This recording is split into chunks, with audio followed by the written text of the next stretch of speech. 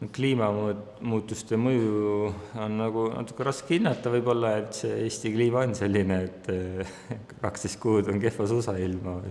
Et see kevad on eriti olnud, et meil kolmapäeviti on orienteerumispäevakud, et siis võib-olla ainult 2 oli siuke ilus soe ilm, et ülejäänud oli vihmane ja lumine või mis iganes, aga õnneks osalejad väga ei takistanud, et ikka käis 500 inimest keskmiselt meil iga päevak, et tundub, et see just motiveeribki neid, et kui on teada, et kolmapäeviti saab orienteeruda, et siis isegi halva ilmaga ajab ennast välja.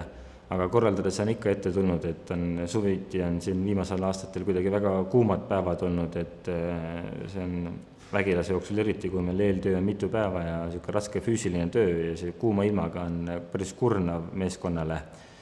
Ja lisaks viimase aasta näiteks Lähtel oli väga vihmane see, et siis seal autod jäid tõesti põllu peale ja muru peale kinni ja korralik mudaralli oli see ja kõik ujus ja vool läks korraks ära, sest kuskil läks lühisesse, et see eks peab korraldajana kogu aeg arvesse seda võtma, et täna võib küll ilus olla ettevalmistusel, aga homme, kui on ürituse päev, et siis võib tulla kõva tuul või kõva vihm, et vastavalt niimoodi võistluskeskus üles ehitada, et kõik ikkagi toimiks ja tagavaraplaan peab olemas olema, eriti siin Eestis muutliku ilmaga. Kõige rohkem on see ilmastiku muutus loomulikult mõjutanud meie põhiüritust talvist Tartu maratoni. Et me kõik teame, kui heitlikud ilmaolud meil võivad olla talvel, aga mis on huvitav, et üha enam on need heitlikud ilmaolud hakanud mõjutama ka meie kevadisi ja suviseid üritusi.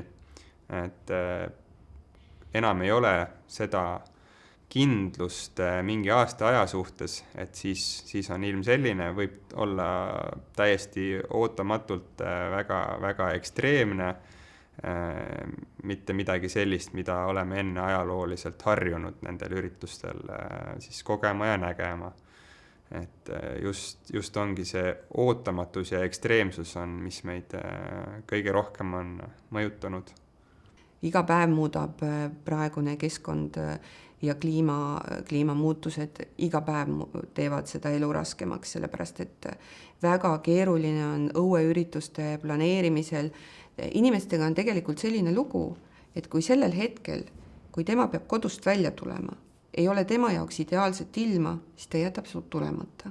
Ja see on päris suur protsent lõppkokkuvõttes üritusel, et osalejate arvust, kes on ennast ette kirja pannud, kelle jaoks on ju kõik materjalid toodetud. Ja see läheb hiljem prügiks. Sest tegelikult meie peame ju selle siis utiliseerima kuskile, mis jäävad alles numbrid, võib-olla veel mingid teised asjad.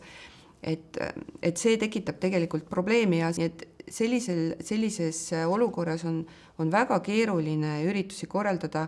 Eelmisel nädalal oli eriti drastilised ilmaolud ja meil oli vaja koolinoortega kergejõustikuvõistlust korraldada, nii et ilm mängib väga suurt rolli tegelikult ja just see heitlikkus ja seda planeerida on veel raskem, sest need, kes on juba ennast kirja pannud, nendest vähemalt 10% jääb tulemata ilma pärast.